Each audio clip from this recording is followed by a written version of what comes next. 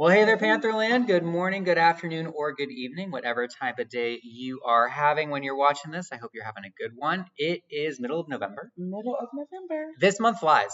Like I always used to say, like no school November, Right. almost kind of sort of, right? Because we got Veterans Day this week. We got Thanksgiving coming up soon, Yes. and then after that, it's just the rush to holiday break, and then the Correct. semester's basically over. Yes, absolutely. Right?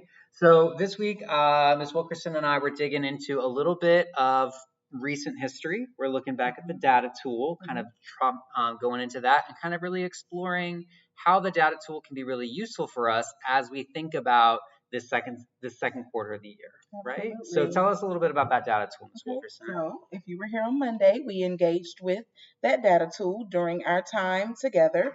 And just a quick note, we want to be able to give you all CEUs for participating in professional learning. And so in order to do that, we need you to fill out the survey. So please, please, please fill out the survey. But on to the data tool. So if you remember going through that data tool, we had opportunities to look at our big picture view, and then we drilled down into the standards, and then looking at the specific student needs. And then we did a little bit of touching on what it looks like when we want to plan for reteaching and reassessing of the standards that we haven't done so well on as a class. And so with that, because we want to make sure we're continuing this tool throughout the rest of the year, we're going to be adding, or we added some annotations to the tool to give you some suggestions to help you as you implement the tool into your practice each week, either in PLCs or alone. If you want to do it by yourself, you could for your individual classes, but in PLCs or as a department, you can do that. So remember, the whole goal here is that we are unpacking the standards.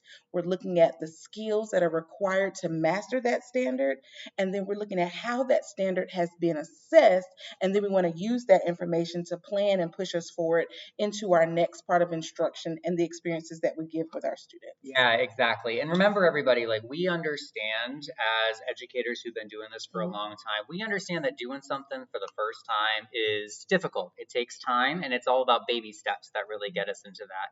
So we want you to kind of put your feet in that water and really engage with that tool in the way that you can as we kind of continue to coach and work with it. One of the things that I think is really important about the tool is the way that it helps us to see some of the gaps in our student experiences in the classroom, what we've planned, what we've designed for them, and then where the students really need to be working and achieving in terms of that depth of knowledge, right? We want to really make sure that when we think about those big assessments, right? SAT, ACT, EOCs, GCFEs, all of that alphabet soup that we have in terms of assessment land, right? We got to remember that, like, there's easy questions, there's level 1 questions, there's level 2 questions, there's level 3s, and there's level 4s. And we want to make sure that we're kind of giving the students the experience that gets them into all of those depths of knowledge, right? The tool really helps us to kind of analyze our assessments and say to ourselves, well, did I really give them those level 3, level 4 depth of knowledge experiences in this assessment, or did I really hold them just in level 1 and level 2, right? Because we know that those other assessments are going to have them move into other places, right? We also want to consider, like, if we are having various depths of knowledge in our assessment, are we showing the students the way that level 1 gets them to 2, gets them to 3, gets them to 4, right? How are we kind of building bridges between and among the levels? I think this tool can be a tool that helps us to kind of think about what that standard looks like at those various levels to then help us design those experiences that look like that, right? Absolutely.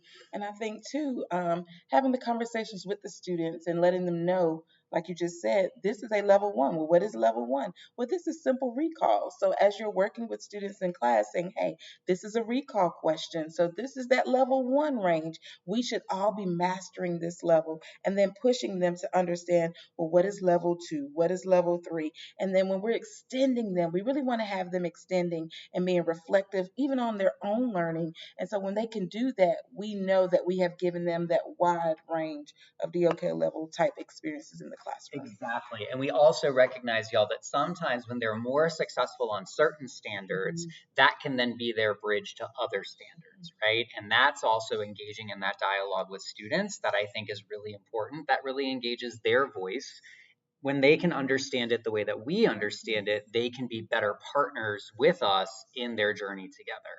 And don't forget, everybody, that we're not doing this by ourselves, right? There are some of us who are singletons. There are some of us who are out there kind of marching to our own little drummer, but there's a lot of us who are sharing this. And part of our goal as well is to kind of create more spaces for school-wide conversation. Even if you are a singleton teacher, you still have assessments, you still have standards, you still have skills and curriculum. And that unpacking process can be a similar process no matter what department you're in. And so remember, this doesn't have to be a solo effort, right?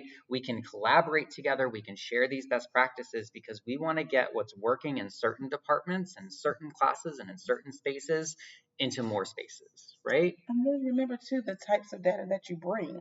So if Mm-hmm. you want to start small with just some of your classroom data, maybe a warm up or an exit ticket, then start there and then push into all those exams and assessments that we Right. use. But you can start there first to kind of get your feet wet, but just getting used to using the tool. Right, because just doing that right there, everybody, you might start recognizing, hey, most of my exit tickets are really just engaging them in recall.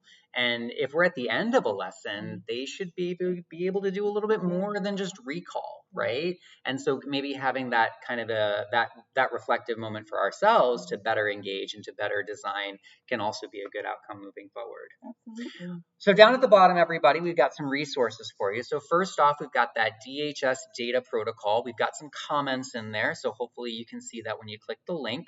Hopefully the comments just give you some reflection points, some more kind of what do we do with this. And remember, everybody, we're going to start using that tool more often. So as we come into PLC meetings, department meetings, having our data dives here on campus, we're going to be kind of reinforcing using that tool because the more that we use it, The better we get at it. right, and the more comfortable we come at it.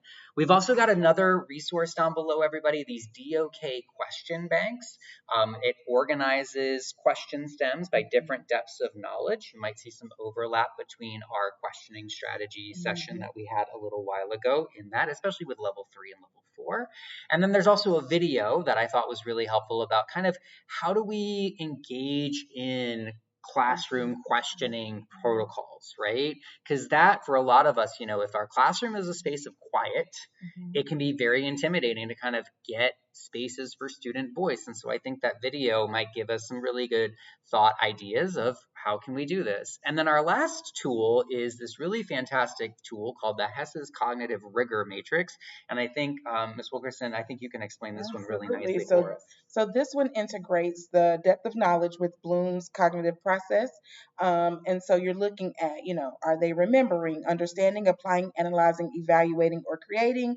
And then looking at, okay, how does that integrate with recall and reproduction, skills and concepts, strategic thinking or reasoning, and then extending their thinking. So it gives some ideas and examples of what that can look like in the classroom. And I love the fact too, y'all, that if you click on that, it's a very long 8-page document because they look at different content areas or skills, right? So if I'm having the students reading and speaking, I can kind of dig into one page, no matter what content I'm working in, right? If I'm reading and speaking, I can work in that page. My math and science people, we got a page just for you. And that could also be a great outcome maybe for some of our CTE teachers as well, as your practices kind of are very similar to those math and science practices. So again, lots of tools, everybody, lots of resources. Our goal is, of course, just keep providing what we think we need and what we need to be moving towards.